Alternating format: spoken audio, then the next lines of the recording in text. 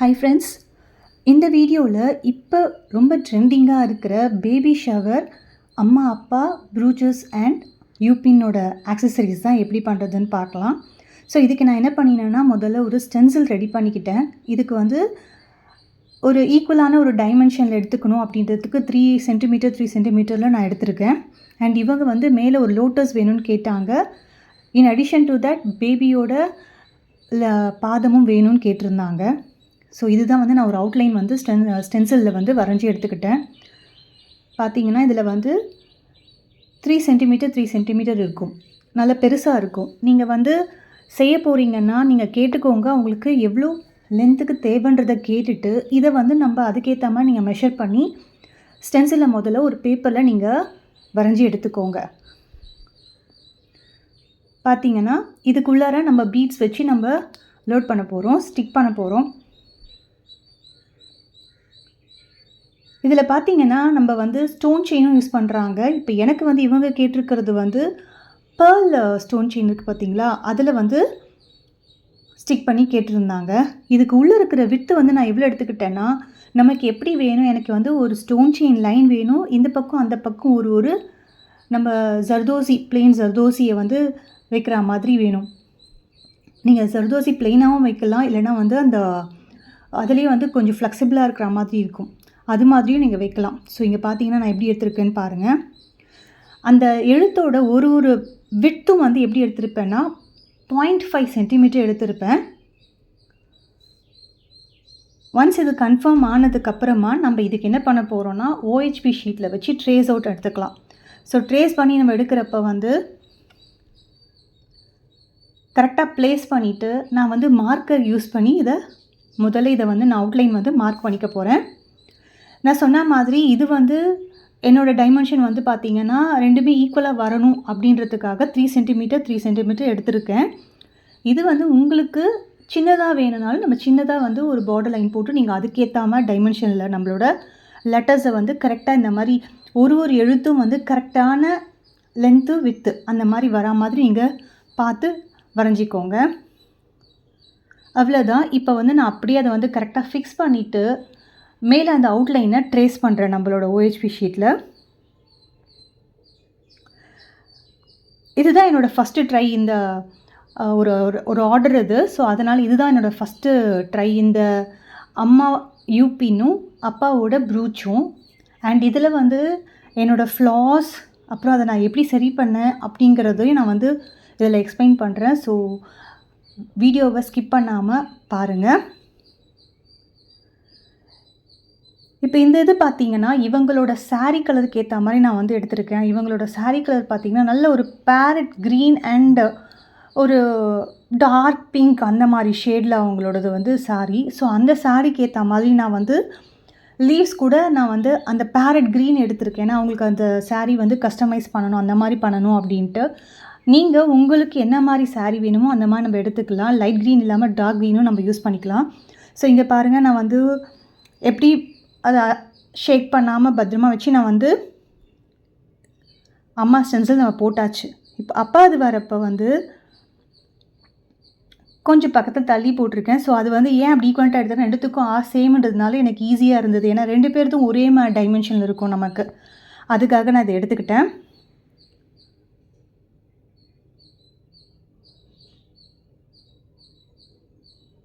பாருங்கள்,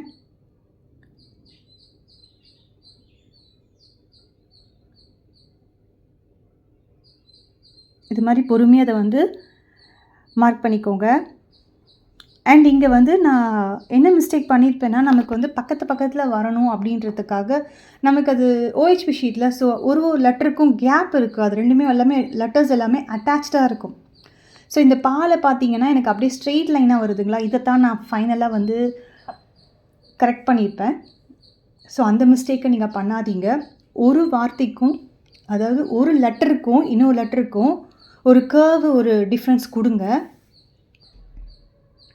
அப்போ நீங்கள் அந்த கட் பண்ணி நீங்கள் ஒட்டுறப்பவே அது கரெக்டாக ஒட்டினீங்கன்னா உங்களுக்கு அந்த எழுத்தோட டிஃப்ரென்ஸ் தெரியும். அப்புறம் அந்த பக்கத்தில் ஒட்டியிருக்கும், பட் கீழே கொஞ்சம் வந்து கேப் இருக்கும் அந்த மாதிரி. ஸோ இங்கே பார்த்தீங்கன்னா நான் என்ன பண்ணினேன்னா ஒரு லைன் வந்து இடையில வந்து பேர்ல் லைனை கொடுத்துட்டு பண்ணேன். இங்கே வந்து இவங்க அதுக்கப்புறமா என்ன கேட்டாங்கன்னா, எனக்கு ஒரு ஹார்ட்டும் வேணும்னு கேட்டாங்க. ஸோ அந்த ஹார்ட்டை வந்து நான் ஆக்கு முன்னாடி வச்சுனா எனக்கு இன்னும் பெருசாகிடும் இந்த ப்ரூச். அதனால் நான் என்ன பண்ணினேன்னா, ஆக்கு மேலே வந்து ஒரு சின்ன ஹார்ட் அவங்க வேணுன்றதுனால அப்படியே நான் அதை அட்டாச் பண்ணிட்டேன். இப்போ என்ன பண்ணேன், ஒரு பேர்ல் கொடுத்துட்டு அதுக்கப்புறமா ஜர்தோசியில் வந்து நம்ம ஒரு லைனை வந்து கரெக்டாக கட் பண்ணி நம்மளோட இதில் வந்து நான் வந்து T9000 க்ளூ யூஸ் பண்ணியிருப்பேன். நல்லா இருக்குது, அந்த க்ளூ நல்லா தான் இருக்குது. நம்ம முன்னாடி வந்து B7000லாம் யூஸ் பண்ணுவோம் தெரியுங்களா, அந்த மாதிரி. இதுக்கு வந்து எப்பயும் போல் இந்த ஸ்டோன் செயின், பேர்ல் செயின் நான் இது ரிப்பீட்டடாக எப்போயுமே சொல்வேன். ஏன்னா ஃப்ரெஷ்ஷாக பார்க்குறவங்களுக்கு அந்த டிப் தெரியணும் அப்படின்ட்டு. எப்போ ஸ்டோன் செயின் யூஸ் பண்ணுறதா இருந்தாலும் கரெக்டாக வச்சு நீங்கள் மெஷர் பண்ணி பார்த்து கட் பண்ணி எடுத்துக்கோங்க. ஏன்னா ஸ்டோன் செயின் வந்து ஸ்ட்ரெச் ஆகும். அதனால் நீங்கள் கரெக்டாக வச்சு கட் பண்ணி எடுத்துக்கிட்டிங்கன்னா அதை அட்ஜஸ்ட் பண்ணி கரெக்டாக இந்த மாதிரி நம்ம வச்சுக்கலாம். நீங்கள் ஒரு வேளை ஸ்ட்ரெச் பண்ணி தான் எல்லாத்துக்கும் யூஸ் பண்ணுறீங்கன்னா, நீங்கள் ஸ்ட்ரெச் பண்ணி வச்சியே எல்லாத்துக்கும் மெஷர்மெண்ட் ஒரே மாதிரி பண்ணுங்கள். ஒன்றுத்துக்கு நீங்கள் வந்து கிட்டத்தட்ட நீங்கள் வந்து அதை ஷ்ரிங்க் பண்ணி பண்ணுறீங்க அப்படின்னா ஃபுல்லுத்துக்குமே அதே மாதிரி கொடுங்க. அப்போ அது ஆக்வர்டாக தெரியாது உங்களுக்கு. ஸோ இந்த மாதிரி இது கொஞ்சம் அந்த க்ளூலாம் இருக்கிறதுனால கொஞ்சம் வந்து இது ஸ்டிக்கியாக தான் இருக்கும். பட் டோன்ட் வரி, இந்த மாதிரி. ஸோ இந்த மாதிரி நான் ஃபுல்லாக வந்து இது ஃபினிஷ் பண்ணி முடிக்க போகிறேன். அண்ட் என்னோடய ஆர்ட்டுக்கும் அந்த பாத்திரத்துக்கும் பார்த்திங்கன்னா அந்த பிங்க் கலரில் சுகர் பீட்ஸ் யூஸ் பண்ணியிருப்பேன், யூஸ் பண்ணலான்னு அப்படின்ட்டு. இப்போ இங்கே பார்த்திங்கன்னா ஓரளவுக்கு ஒரு அவுட்லைனை வந்து நான் ஃபினிஷ் பண்ணிட்டேன்.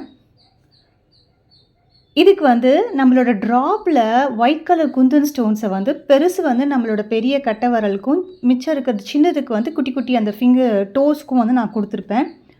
இதிலேருந்து நான் பண்ண மிஸ்டேக் இதுதான். பார்த்திங்கன்னா ஸ்ட்ரெயிட்டாக இருக்குங்களாப்பா, அதை மட்டும் நீங்கள் கொஞ்சம் பார்த்துக்கோங்க. அதை நான் லாஸ்ட்டாக வந்து நான் உங்களுக்கு ஆட் பண்ணுறாங்க எப்படி சரி பண்ண அப்படின்ட்டு. அண்ட் இங்கேயும் அதே தான், ஸ்ட்ரெயிட்டாக வச்சு நான் ஸ்டிக் பண்ணியிருப்பேன். ஆனால் அந்த மாதிரி பண்ணாதீங்க, நான் அதை சொல்கிறேன் உங்களுக்கு. ஸோ இதெல்லாம் வந்து அவுட்லைன் கொடுத்தாச்சு. கொஞ்சம் ட்ரை அவுட் ஆன உடனே இப்போ பார்த்தீங்கன்னா ஃபுல்லாகவே இது ஃபினிஷ் பண்ணிட்டேன். சொன்ன மாதிரி சுகர் பீட்ஸ் நான் லோட் பண்ணுறப்ப பார்த்தீங்கன்னா நிமித்தி வச்சு தான் பண்ணியிருப்பேன், ஹோல் தெரிகிற மாதிரி பண்ணியிருக்க மாட்டேன். அண்ட் இங்கேயும் பார்த்தீங்கன்னா பிங்க் கலருக்கும் கொடுத்துருப்பேன், இன்பிட்வீனில் டிஃப்ரென்ஸ் தெரியணுன்றதுக்காக ஜர்கன் ஒயிட் ஸ்டோன்ஸும் கொடுத்துருப்பேன். அண்ட் பேரட் க்ரீனோட அந்த சுகர் பீட்ஸும் கொடுத்துருப்பேன். அண்ட் பின்னாடி பார்த்தீங்கன்னா நம்ம அம்மாவோடதுக்கு வந்து பார்த்திங்கன்னா யூபின் பின்னாடி ஜடையில் வந்து நம்ம வந்து சொருக போகிறோம். ஸோ அதுக்கு வந்து நம்ம வந்து யூபின் வந்து பிளாக்கில் இது பண்ணிவிட்டு வேக்ஸ் ஸ்ட்ரிப்பை எடுத்து நான் அதை பின்னாடி வந்து ஸ்டிக் பண்ணி கரெக்டாக பெண்ட் பண்ணி நம்மளோட பின்னாடி ஊக்குக்கு நான் ரெடி பண்ணிட்டேன். அண்ட் ஏன் அங்கங்கே கொஞ்சம் அந்த வேக்ஸ் ஸ்ட்ரிப் ஒட்டியிருக்கேன்னா, இது நம்ம பிளாஸ்டிக்கில் OHP. ஸோ நம்ம என்ன பண்ணலாம்னா ஒரு சேஃப்டிக்காக அங்கங்கே கொஞ்சம் ஸ்டிக் பண்ணி அதை நான் ஒரு நல்ல யூசேஜ் வரணுன்றதுக்காக ரெடி பண்ணியிருக்கேன். அதே மாதிரி அப்பாக்கும் பார்த்தீங்கன்னா நம்மளோட ப்ரூச்சோட பின்னோட பேஸ் இருக்குது பார்த்தீங்களா, அதில் வந்து அந்த 3 ஹோல் இதோ வந்து நான் இந்த பக்கம் ஒன்று அந்த பக்கம் ஒன்று பார்த்து கரெக்டாக இது பண்ணியிருப்பேன். ஸோ தட் அவங்களோட செஸ்ட்டில் பாக்கெட் ஆண்டா அவங்க கரெக்டாக அதை வந்து பின் பண்ணிக்கலாம். அண்ட் இந்த பாலை பார்த்தீங்கன்னா இங்கே ஒரு ட்ரிக்கி இருக்குது. நமக்கு பா வந்து சிலதெல்லாம் பார்த்தீங்கன்னா 2 பாவும் சேர்த்தாப்பில் சென்டரில் வச்சுருப்பாங்க. நமக்கு டிஃப்ரென்ஸ் தெரியணும் அப்படின்னீங்கன்னா அந்த பாவை அந்த ரவுண்டை மட்டும் கட் பண்ணி எடுத்துகிட்டு இன்னொரு OHP ஷீட்டில் கரெக்டாக பின்னாடி வச்சு இந்த மாதிரி நீங்கள் ஸ்டிக் பண்ணிக்கோங்க. ஸோ அங்கங்கே அந்த வேக்ஸ் ஸ்ட்ரிப்பை வச்சு கொஞ்சம் கனெக்ட் பண்ணியிருப்பேன். ஸோ தட் அது நமக்கு வந்து வந்துடாது, ஈஸியாக வந்துடாது. கொஞ்சம் லாங் டைம் அது நமக்கு யூசேஜ் வேணும் வச்சு பார்க்கணும் அப்படின்னா. பாருங்கள், இப்போ இங்கே பார்த்தீங்கன்னா நான் கரெக்ட் பண்ணியிருக்கேன்னா, பாலை மேலே பார்த்தீங்கன்னா ஸ்ட்ரெயிட்டாக கொடுத்ததை வந்து கொஞ்சம் கட் பண்ணி எடுத்துகிட்டு நான் வந்து அந்த கர்வ் பாக்கு இங்கே மாக்கெல்லாம் வந்து கொஞ்சம் இந்த காலுக்கு வந்து டிஃப்ரென்ஸ்க்கு வந்து அதை கட் பண்ணி எடுத்து அதை நான் கரெக்ட் பண்ணியிருப்பேன். ஸோ இந்த மிஸ்டேக்கை நீங்கள் பண்ணாதீங்க. நீங்கள் செய்கிறப்பவே கீழே வந்து டச் பண்ணாமல் ஒரு கர்வ் கொடுத்து பண்ணுங்கள். அண்ட் வேலை மிச்சமாகணுன்ட்டு நம்ம அந்த மாதிரி பண்ணோம்னா தெரிய மாட்டேங்குது. ஸோ இது வந்து என்னோடய லெசன். இதில் இந்த மிஸ்டேக் நீங்கள் பண்ணாதீங்க. ஸோ ஓவராலாக இந்த வீடியோ உங்களுக்கு ஹெல்ப்ஃபுல்லாக இருக்கும்னு நினைக்கிறேன். தேங்க்ஸ் அ லாட் ஃபார் வாட்சிங்.